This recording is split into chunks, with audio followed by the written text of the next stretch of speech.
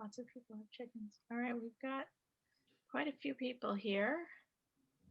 Yeah, we'll begin in about a minute. Okay, great. And sometimes people filter in and out because that's the way our world is working right now. Yeah.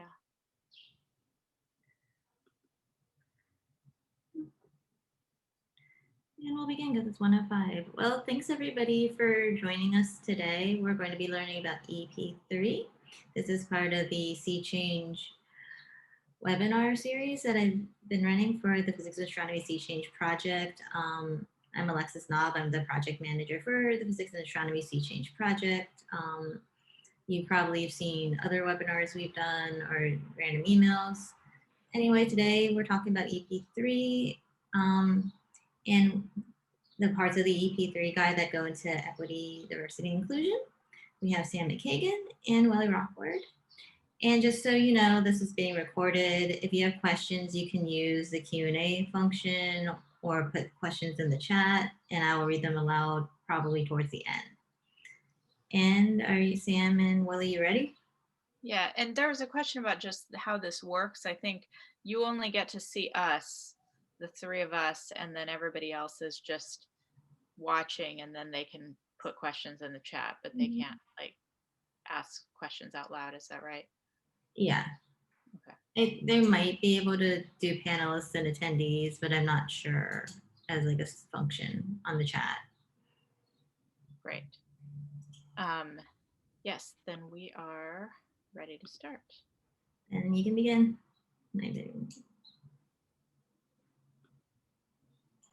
So Willie. All righty. You want me to take it from here? Yeah. I'll get it started. Hello, everyone. We're glad everyone can join us today. Myself and Sam McKagan, we will be presenting on behalf of our the EP3 team. That EP3 is just an acronym for Effective Practices for Physics Programs. And we want to just talk about the EP3 guide as a reference to equity, diversity, and inclusion. Now, the EP3 guide is really was presented as APS, is funded by APS as an idea. It really came together from an idea from the American Physical Society in collaboration with the American Association of Physics Teachers and creating a guide to help physics departments improve, review, and assess their programs. It's a way to help us to meet challenges that we may face. And this comes in a sense to where we begin to do more of a community type of assessment and improvement and review, unlike other disciplines may have more of a accreditation guideline or structure. So, but the EP3 project is to bring together everyone, bring together research and information about the practices for building successful and effective physics programs from experts across the country, okay, and across the entire physics community. So, and that's just pretty much how the concept of the EP3 guide has come together. Next. Now, what it is, give you a little bit more detail of what it is and what it's not. So let's talk about what it is. It of course, is a collection of the community knowledge of evidence-based practice. We want to make sure that the practices that we're giving are not just best practice, but they're the most effective practices. Been authored and reviewed and approved by well over 200 community from the people, from persons and inputs from the physics community. And a good thing about the EP3 document, EP3 guide, is that it's not static. Okay, it's a living document. That's why we use the word effective practices, because when something effective also evolves over time, when of course And like we think about even now, when we were once students, physics majors and students, some 20, 30 years ago, things have evolved to the physics and major and student even today, even though the content, subject matter is relatively the same, but the way we present and bring forth the practices makes a bigger difference. It will be primarily online, and then of course ethics and diversity is woven throughout the entire guide. So we try to make sure that though that we have a specific section on equity, diversity and inclusion, and also ethics, but we also made sure that they touched upon all of the different other sections throughout the entire guide.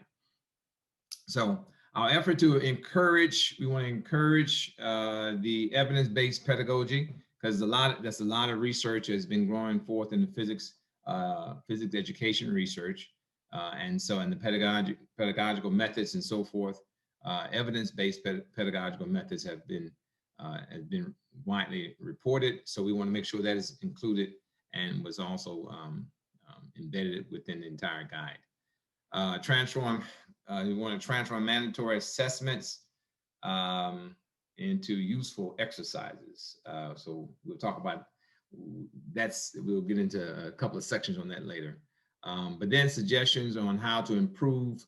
We want to make sure we include improvements of aspects of a program. So while we were saying back to the living document, there are practices that every program could utilize, even though we do not have to utilize every single practice. So it's made more of a useful exercise for continuous growth and improvement. Opportunity to extend our reach to, of course, education research, which is an ongoing topic too. So that's what the guide really is. So it's pretty much gives us a collection. So let's look at some things, but it's not.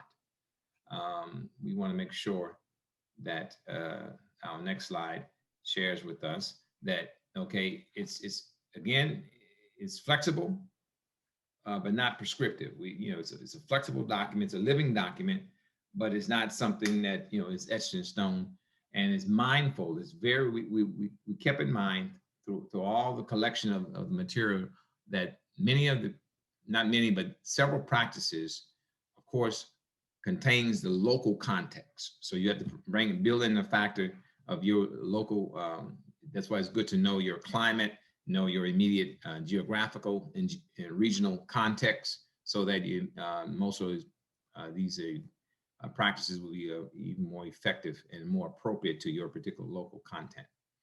Tools to help the department understand who they are and what they want to be. That's one of the most important tools, helps us out, that the guide helps you to define who you are, and to see all your strengths and think and so forth. And again, to look forward to where you would like to be, and then provide community-based knowledge and information to help you achieve those goals. Now, this is what it's not. So we want to make sure that we're clear with that it's not accreditation or program certification kind of document. But it also, and it doesn't mandate for us to conform, because that makes it also difficult, because to try to conform to certain 1, 2, 3 rules, then what do? You take it away from the geographical and the local context. Another thing that the EP3 guide is not is a checklist of required actions. Okay, many times, again, that's what the departments are able to analyze themselves, analyze where they are and where they want to be. Then they can obviously pull from those effective practices in the guide that will give them insights and the details on how to achieve their goals. And at the smallest level, the kitchen sink, we did throw in the kitchen sink. We try to come at it from every single angle that we could possibly think of that would give very effective results. And literally, the guide literally can go from as high as, metaphorically speaking, as high as the sky, all the way down into the grass. So we have quite a bit of a variety of details and so forth. And at the smallest level of detail, to assist for implementation, because many times we're not assuming that those who will be reading the guide are department chairs or well experienced with some of the things they would like to do. Many of the inputs are designed for the novice, for the person who's just getting into the field or getting into this particular area of the field. So it's not quite finished. We still working on adding more sections, but nevertheless, let's get going with some of the things about a little bit more detail of the guide. So this is the goal of the guide. The goal of the guide is primarily to help department chairs and other program leaders. Now we say department chairs is kind of like the central note, the central point, but if you look at it from either side, you have the department chairs, other faculty who get involved in different, creating different programs within the department. You got new faculty coming in on board. Then you also on the other side of the department chair, you have the dean and higher administration, things like that. So it really is encompass, and even not just for the department chairs in academia, maybe also in industry and things like that on how to relate to different areas in academia. So we bring in together all the known literature, topics, collectively looking at collective practices, recognizing the community as effective when there is insufficient evidence-based literature. So there are some areas, as we know in research, are still kind of gray, meaning that it's being developed, they're pushing that envelope. And so this helps the guide. The goal of the guide is help pull that information in, pull that and become more evidence-based as we're able to spread it across the entire physics community. And I'm not going to go through every last point, but another key point is the external program assessment and departmental review. We want to make sure that we include that as a goal, that we are being assessed at program assessment from an external perspective, and not wait till just for accreditation of the entire institution, that we have an external program assessment within our community. And then, of course, to engage the physics education research community on departmental needs, where it's not look like it's a standalone, PER is a standalone thing. It's part of the entire physics community. So those are the goals of the guide. And our next slide tells us I get there. Yeah, tell you what it is for. Okay, who is for? Again, I kind of went through all that. I'm not going to go through it again, but nevertheless, for the chairs, primary physics chairs, many of us as physics chair, well, I'm in my third year as the department chair at Morgan State, but my 10th year serving as a department chair, including 7 years at Morehouse College. Now I'm just really getting a feel for things. But normally on that first year or so is extremely difficult. And by having a guide like EP3 would really help me as a chair or any new chair really be able to engage in different areas and be more effective, especially in the areas where the department has a greater need. Again, program leaders, this self-study program, going into self-study review and want to improve. And again, for any level inside the department and then outside the department, our administrative leaders, our deans and provosts, give them a more perspective on what it really can help and what are some of the effective practices across the entire American physics community. So the audiences, and then this is the task force, and the leadership for the EP3 guide. Very diverse perspective, and we've been working together, I think from its inception. From its inception. And myself and Sam, she's our lead editorial director, so she knows all the details of everything. So we all been working collectively together on the task force for this. It started off as BPUP, best Practices for undergraduate physics programs. Yeah, we started working on this as a task force in 2016. Yeah, so yeah, since 2015, I know it was a long time, and now we kind of got it down to a more name that I think that you can kind of EP3 can kind of run off your tongue a little bit. So, and now, how is this guide put together? Now, though that we just showed you the task force team and leadership team, but actually there's many other contributions that goes into this, to the EP3 guide. As we say, we're hearing from experts and voices across the entire American physics community. Here's a slide kind of sort of how to show you how we get to the process, the development process and review, where we get all contributions on one end on the left, and it begins to start the information. We start synthesize information, and then we send it out for feedback to some of you have even provided us many feedback on some of our first drafts, and then we go into a review and of course finalize draft, and then go for the task force approval, where many of us on the task force focus upon a variety of the sections, and then again we all come together and make some final decisions and put it forth to the community. Now, this is a lot to see, and it's a visual table. When you go online to EP3, this is the visual table of contents. And so it's a lot to see. So I'm going to turn it over to Sam, and Sam can take the visual table and show it to you from the website perspective. Sam? Great, thank you. So yeah, this is online now. If you go to ep3guide.org, you can see what we have so far. So we've only released a few sections, and there'll be more coming over the next year.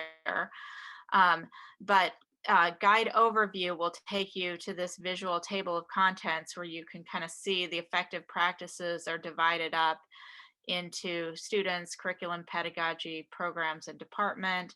And then there's about 25 different sections in the EP3 guide on various different topics. So this is one of the ones that is available now, recruiting of undergraduate physics majors.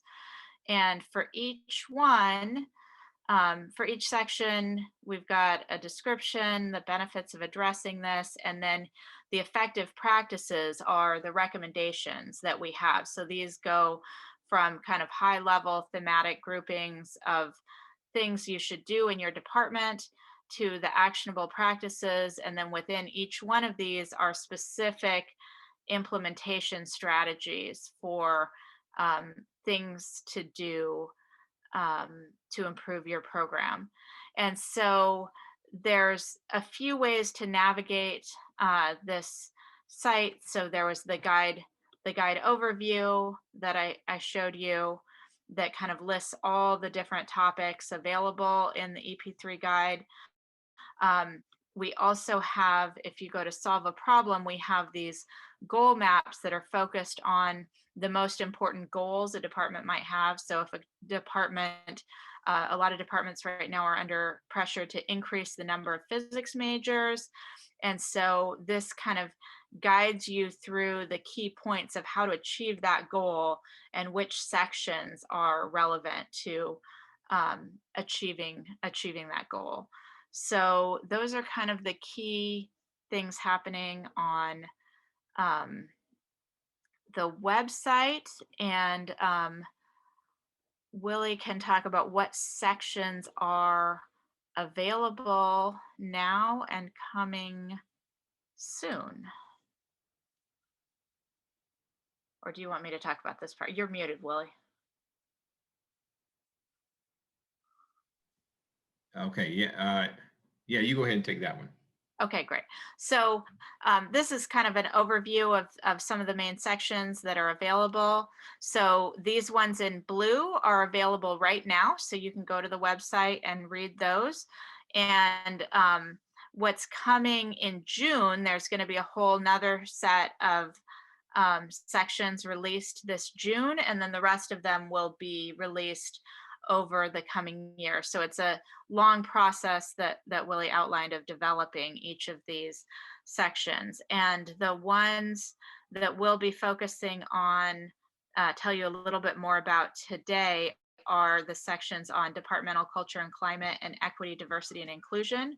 So those are in development, about to go out to reviewers, and will be released this June. So let's jump into the sections that are on department culture and climate, and then equity, diversity, and inclusion. We'll kind of be talking to them, kind of sort of together. But just to give you a little, though the two kind of tie together, we want to give a little distinction on what they are. So department culture and climate, we really deal with effective practices for improving your departmental climate for everyone in that department. While equity, diversity, and inclusion, we use the acronym EDI. The effective practices are for making your department more equitable and inclusive. Okay, inclusive for members of marginalized groups. Okay, so that's pretty much a distinguishing factor, even though there's great overlap between both of them. So just to make sure we're clear, the sources of effective practices, we were able to synthesize the contributions from equity and climate experts in the physics community, along with recommendations from key reports and publications such as below, as given here, so that we kind of gathered the information across the entire community, and not just the physical community, but just some of the communities at large, and pull them all together and try to put them together in these two major sections in the EP3 guide of department climate, to deal with the climate and culture, and then likewise dealing with equity, diversity, and inclusion. So we got these sources, we kind of synthesize these contributions from all across, and now you have them in one document, one major document, the effective practices associated. So let's do a little quick preview of EDI, of equity, diversity, and inclusion. Again, as Sam showed you from the website, you got the thematic groupings of EDI. We have 5 major groupings, where your themes, and then outside you break up each one of these thematic themes. Each one of these themes, you get a lot more detail on implementation strategies, and then recommendations, effective practices to actually carry them out. But pretty much to educate yourself, you figure, we try to also prioritize these in order to be effective in EDI. You need to first of all educate yourself and your department about it. Okay, sometimes we don't know. So it's good to have some resources on how to start, implementing, how to educate myself and things of that nature, and to start getting my department more involved in it too. Analyze the current state of affairs. And once you educate yourself, you need to now see, okay, where do we fit in this? The state of affairs of marginalized groups in our department. That helps us to begin to start realizing, okay, one, do we have any? Okay, and then where are they located, and what areas are they are? And that begins to start helping you to dive in and create a more equitable department. Create, publicize, implement, and then access and plan action plan for EDI, because many times after we do our educating ourselves, analyzing where we're currently at, we now want to put together a plan and do it from a collective point of view, and not a one person show. That way the entire department and the community begins to embrace it and work together and cohesively to change the climate together. And that plan helps it to be not only be created, but be publicized in the different levels, department newsletters, sometimes even going to your dean or school, and it just gives you different ideas of how to expand it. Then pay separate attention to particular needs and concerns of different groups and different individuals. We know, and even in that particular theme, there are some areas that are that are highly sensitive, where they may have to lead into some other type of they call it human resources guidance, so that as you pull things together, that you move not to the key is to make things inclusive, not exclusive, but to include everyone. Okay, and that's some of the things we want to approach with caution, but yet give the implementation strategy on how to do it and what other resources outside of the department you may need to carry it out. Then use known strategies to improve EDI. So there are some just fundamental, known strategies that we can use, that most anyone can use, any department can use, just to improve it almost systematically. And many times it's just pictorial or visual flyers and things that's going on that you just post up in the department. It can also, that can make a big difference. So those are thematic groupings for EDI. And then the preview of what you can anticipate for the next Department Climate and Culture. Can I add a few things about this one before we go on to the next one? So once this is released in June, under each one of these, there'll be a bunch of specific strategies. So under known strategies, there'll be, here's a list of some of the key strategies that we've synthesized from the community on how to do each of these. And this might be a good time to answer one of the questions in there, because it relates to this pay separate. So in the chat, there's a question that says, I'm interested to learn if the difference between classification of students who come under the category of BIPOC, which is Black and Indigenous people of color, and students under the category African Americans, does it matter while addressing inequities? Because this is something we thought a lot about putting this section together. We generally use this term marginalized groups, which we define as including like anyone from a group who's been systematically marginalized, which includes people of color and women and people with disabilities and various other groups. But in this section, we talk about how important it is to not just lump everybody together and assume that their needs are the same. And there are some strategies in here that are really important for all marginalized groups. And then there's other things where it's very important to pay attention to the differences and the individual needs, and that there's going to be some things. And we do talk about how certain things will tend to impact some groups more than others. So for example,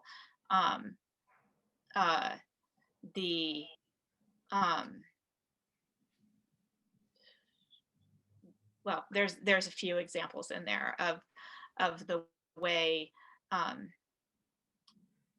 some groups, so for example, unfortunately, Americans are more likely to face police violence and harassment, whereas the kinds of challenges that Asian Americans face in physics are different, and that there are different stereotypes of these groups and different challenges, but also different needs that groups and individuals bring. So hopefully that answers the question. Anything more on this to add?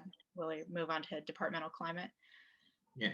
And we have a few examples that we're going to give at the end too. So so the thematic grouping with the Department Climate and Culture pretty much is structure-wise laid out like the previous one, like EDI. But here the themes are a little bit different. How to engage the whole department in a review of department climate. Okay, and that gives you a lot of, we're going to give you a lot of details on that, on how to include the department. And we have a good example in the next coming slides on one of those. Establish and communicate a collective vision for a healthy climate. And one of the good things about helping the theme that we kept in mind while putting together this Department Climate and Culture is that you wanted to make sure this is a collective, again, a collective involvement, the entire department. I always said on the committee, there's no big I's and no little U's. So that means everyone, included from the department chair, the full tenured faculty, on down, tenure track assistant professor to the lecturers, the learning assistants, everyone creates the full department culture, including the students. Okay, so you want everyone to be in on the vision to help create a healthy climate. And then once you create and nurture the culture where everyone is welcome, included, and supported, and you find out some of the effective practices are some very simple ones that, just greetings, just speaking to one another and passing in the department, things of that nature, can also help the culture, and the climate change tremendously.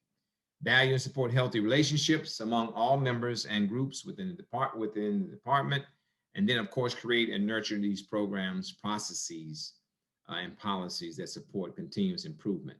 Now that the programs and the process and the policies are extremely important, because many times sometimes we have biases that we have unknown biases. And that's some of the things that can show up easily in the policies and processes that may be created. So there's a lot of detailed and effective practices that many departments can really benefit, especially for this particular chapter. Sam? Okay, thank you. And then I would like to talk a little bit about, so there's those two sections that are really focused on equity, diversity and inclusion, and departmental culture and climate. And then there's the rest of the other 23 or however many sections in the guide. And what we've really tried to do is incorporate recommendations around equity and all of these issues throughout. And so just to give you a few examples of where this turns up in other parts of the guide, these are some of the specific implementation strategies that we recommend in the guide, and there's many more. So for example, in recruiting of undergraduate physics majors, we say encourage instructors to view struggling students as needing support to reach their full potential rather than as inherently lacking the intelligence or math preparation needed to pursue physics. And this is kind of addressing a common problem in physics departments. In retention, we talk about recognizing that colorblind strategies, i.e. treating everyone the same regardless of race or ethnicity, do not explicitly address the needs of students from marginalized groups and are insufficient to support and retain these students. And then we talk more about exactly what that means in the section on equity, diversity, and inclusion. In advising and mentoring, we talk about create an inclusive mentoring program emphasizing cultural responsiveness and awareness of the ways that culture and identity impact mentoring relationships. In undergraduate research, systematically track which students are participating in undergraduate research and look for and address sources of inequity. And there's many other recommendations along those lines. In computational skills, discuss historical contributions to computation by women and people of color, e.g. Katherine Johnson, Dorothy Vaughan, Grace Hopper, and Ada Lovelace. And then in career preparation, recognize that faculty and mentors may have implicit bias with regard to which kinds of careers they recommend to which students, actively work to overcome such bias. So again, those are just a few samples of the kind of recommendations that we have in the EP3 guide, and we can answer questions about more of that at the end. And then I'll end by just talking a little bit about, so we've talked about the content of the EP3 guide, and then also the engagement and support and how you can get involved. So we will, the goal of the EP3 guide is not to just put this knowledge out there, but also to encourage and support the adoption of these effective practices, encourage and support development of a culture of continuous self-reflection, improvement in physics departments, and support departments in achieving their specific goals by employing the knowledge practices and underlying philosophy of the EP3 guide. So what we're trying to do is to help strengthen and improve physics departments and programs nationwide by building on research and community knowledge and practice. So the ways that we're doing is through conference panels and presentations like this one, workshops at APS, APT, and other conferences, workshops at specialized meetings. So we'll be doing some things at the department chairs meeting this June. And then eventually what we'll have is commenting and tagging features on the ep3guide.org. So in those specific recommendations, that departments or individuals may have suggestions for or questions about how to actually implement this particular practice, or suggestions about how they did it themselves. And essentially what you'll be able to do is sort of put a comment on individual practice and say, oh, well, this is how we did it in our department, or I'm having trouble implementing this. What are features? And then also be able to tag individual practices, because there's so many recommendations in the EP3 guide that no department will be able to implement all of them. And so the idea is that you're supposed to kind of pick and choose the ones that are relevant to your context, because not all of them are relevant to every context. So you'll be able to sort of tag the things and say, okay, these are the ones that we're looking at how to implement in our department. We also plan to have a curated discussion board so that departments and chairs can share questions. And then one thing we've already started is the EP3 Departmental Action Leadership Institutes, or DOLLIs. We're running, so these are intensive support for departments that are facing a challenge or opportunity, or wishing to make a major change by training department members to lead change efforts. So these are kind of examples of challenges a department might be facing. And so departments participate in a DOLLI by forming a departmental action team within their own institution, and then the DOLLI trains 2 change leaders to lead that departmental action team and address their problem. And it's a year-long process that departments participate in. There'll be each year we'll have 3 to 5 participating departments who send change leaders to actually work with the DOLLI facilitators. This year, for obvious reasons, we didn't have an in-person kickoff, but in the future we will have in-person kickoffs and then bi-weekly video conferences. And the next DOLLI cohort will be starting in September. I think applications will be opening up soon. And so you can go to ep3guide.org to learn more about that. And also join our mailing list to hear about, as we're releasing more sections, as we're running workshops and opening up DOLLI applications. If you join our mailing list, you can learn more about that. And I think that's it. Thank you so much. We do have the open for questions right now, so please feel free to put them in the Q&A or the chat. We do have one question already. What will APS and APT do to help departments not get overwhelmed or confused by the influx of efforts focused on change and departmental improvement? Some examples are Team Up, the Physics and Astronomy Sea Change Project, as well as the AAAS Sea Change Institutional, APS IDEA, and EP3. What is the plan for helping departments find their path through these resources? That is a great question. Do you all have any ideas?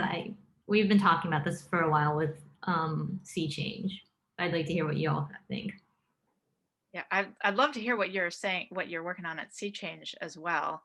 I do know there have been discussions between all of those different groups, the leadership of those different groups, of ways to do joint efforts. So I'll just say what we're doing at EP3 is that certainly trying to refer to all of those efforts. And as Willie mentioned, we're synthesizing a lot of the results and recommendations coming out of these other other reports. And so I forgot to show on the website that each section also has like a list of resources and explanations of how to use them.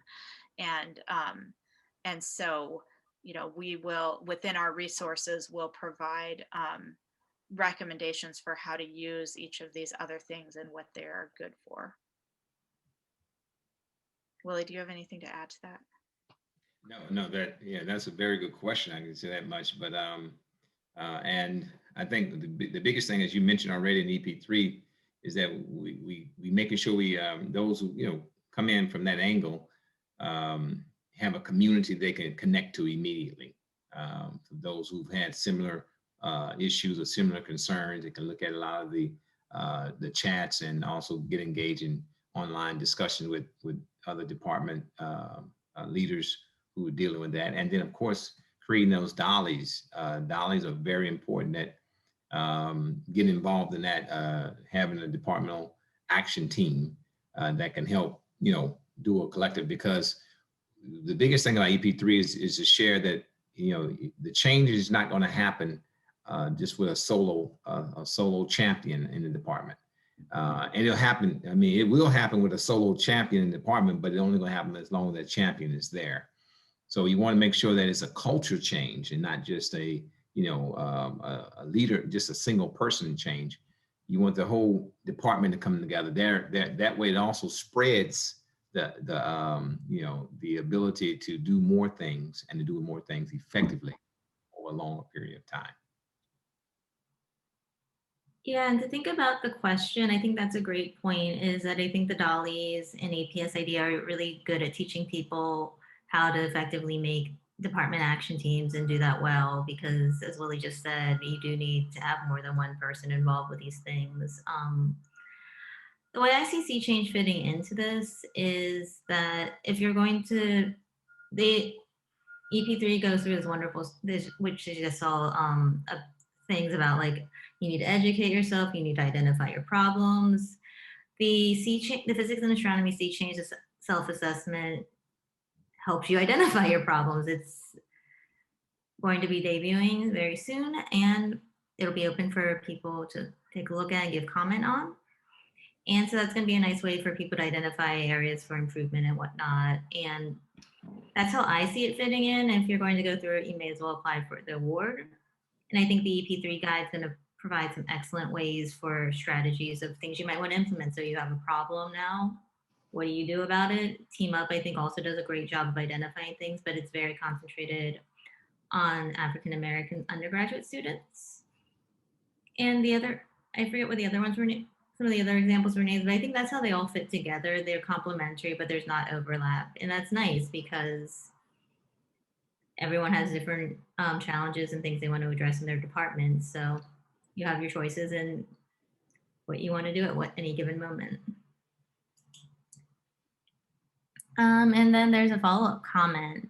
Perhaps a way to start is to coordinate on creating a brief summary of what each resource is intended for, and then work on a logic model that could help chairs find their path. And how does one resource support reinforce others? That's a great point. We've been slowly but surely working on this type of resource. Just with the pandemic and everything happening all at once, it's a great time for things, but it's also a very challenging thing because everything I think kind of debuted almost around the same time, within a year or two of each other. Yeah, but that's definitely a good idea. We'll keep that in mind. Are there any other questions? Actually, Beth's here. I wonder if Beth has any thoughts. Beth, I'm going to allow you to talk.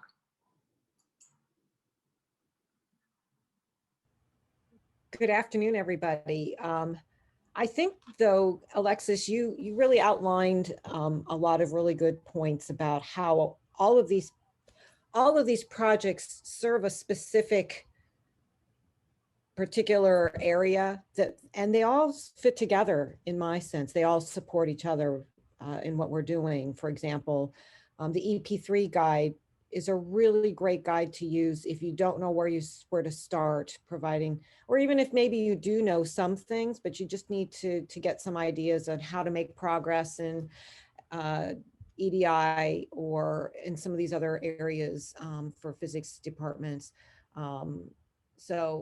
I don't know if I have much more to add, but I'm really glad that everybody's here listening to this, and hopefully they'll get a better understanding of what's different with each and how they can use maybe an idea from one of the programs. And, if they wanted to get to really, how should I put it, keep the momentum going, they might say participate in the Sea Change project. That kind of gives them a goal, a specific goal. And public recognition. So yeah, that's what I have. Thanks, Beth. I did have a question while we're waiting for some others. You said that this is a living guide, and I think that's super cool. How often do you anticipate needing to update this?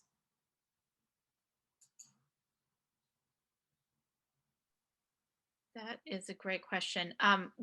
So we're still talking about the details of exactly how it will be updated. It will be after the task force has created the final version. It will be maintained by the APS Committee on Education.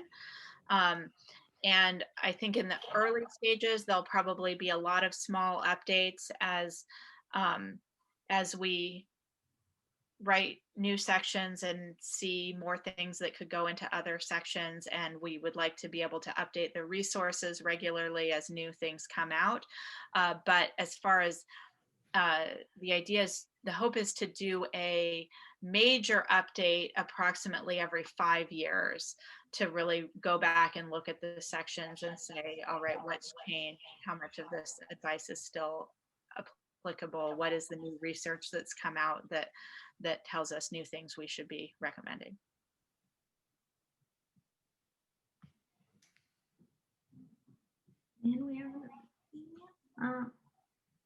And somebody just said, thank you for putting together the document. How often do you plan on running the Dolly thing? It will start with one cohort a year, and I think the idea is to bring that up to 2 cohorts a year, or possibly 4 as we start training other people to facilitate. And it will depend a little bit on the interest and how many people we're able to bring in to facilitate them. Cool. And I know that you talked a lot about different populations that the guide's intended for. I was curious, do you see a role for students, particularly like undergrads or grad students, or even postdocs? I know they're not students, but.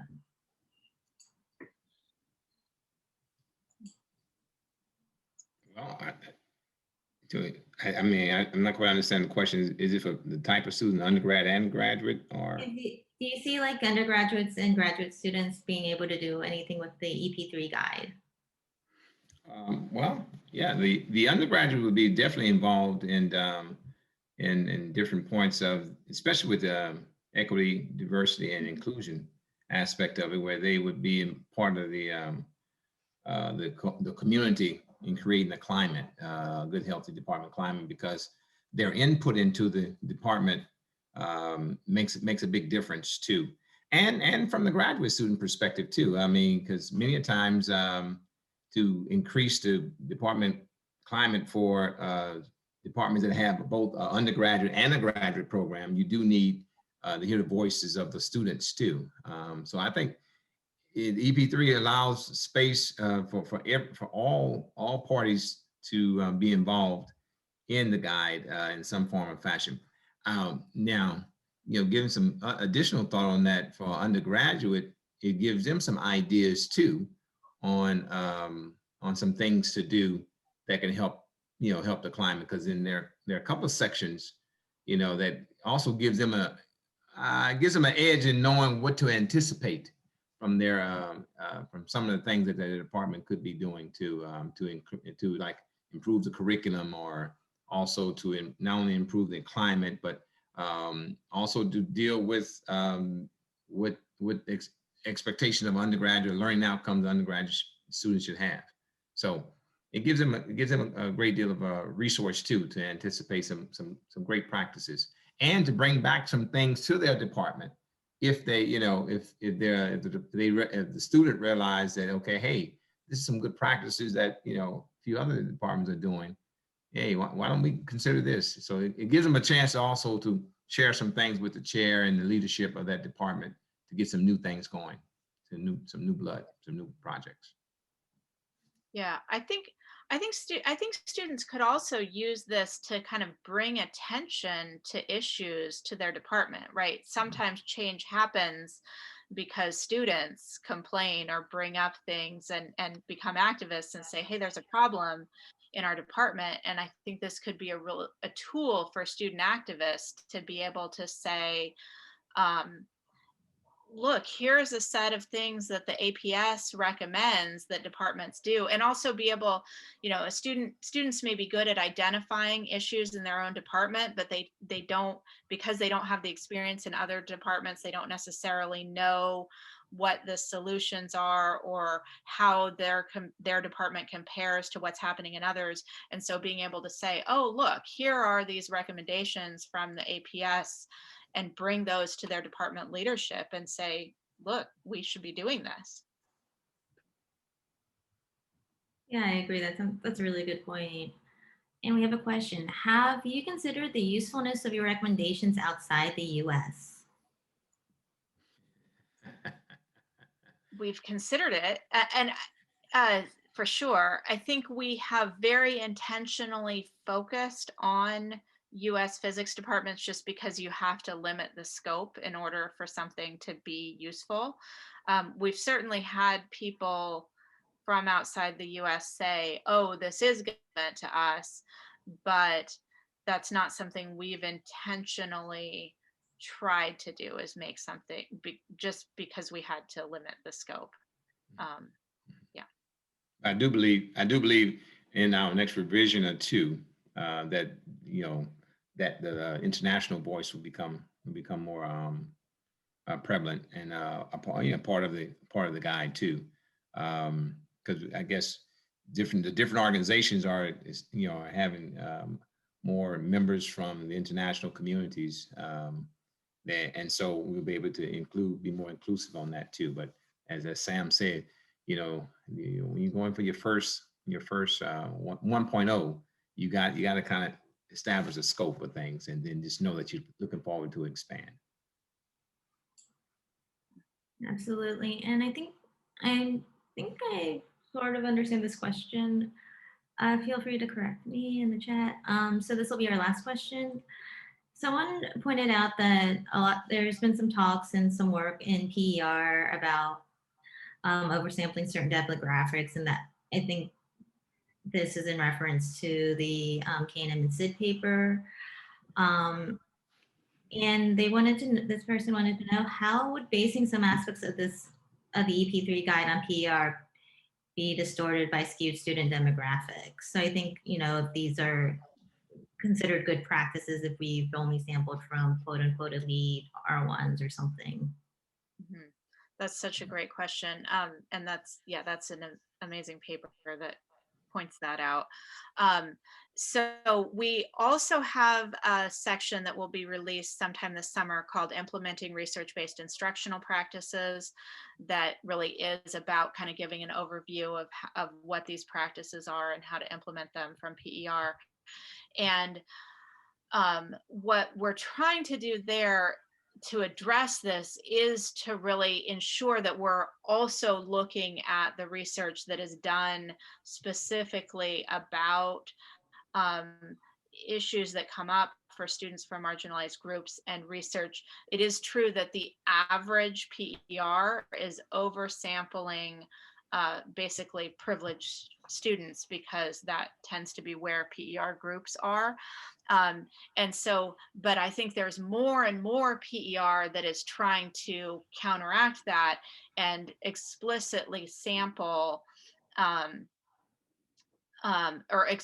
not just sample, but explicitly do research in environments that are more representative of the students that are in the US. And so I think we're trying in that to really pay attention to that research, and also to that research-based instructional practices doesn't just mean PER, but it also means like research in equity and diversity and inclusion by people in social sciences and things. And so we're trying to you know, refer to recommendations from that as well to kind of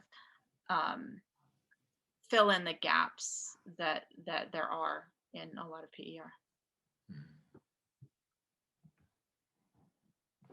Also, just to add a little bit to that too, I know, you know, that several HBCUs are trying to work on developing some PER aspects within the department, their respective departments too.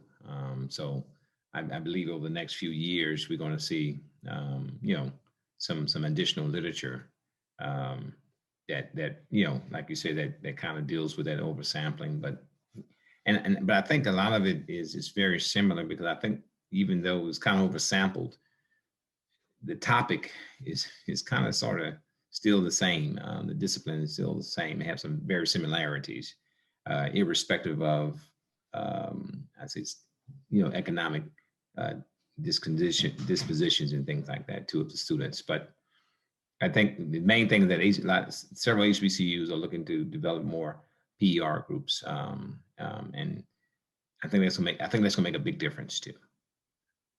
That's awesome. But I did want to. I saw one comment in the Q&A of the international perspective. I think the person who stated that they started work, did some teaching in Colorado, and now they're in the Netherlands. I think they would be a great person to definitely be a part of the, you know, EP3 group, you know, in the sense of staying in touch, because, you know, as it expands to international, you have opportunity to utilize some of the effective practices in the U.S., as we can say, and try to sample them or utilize them in some of the international communities that have similar contexts, localized context.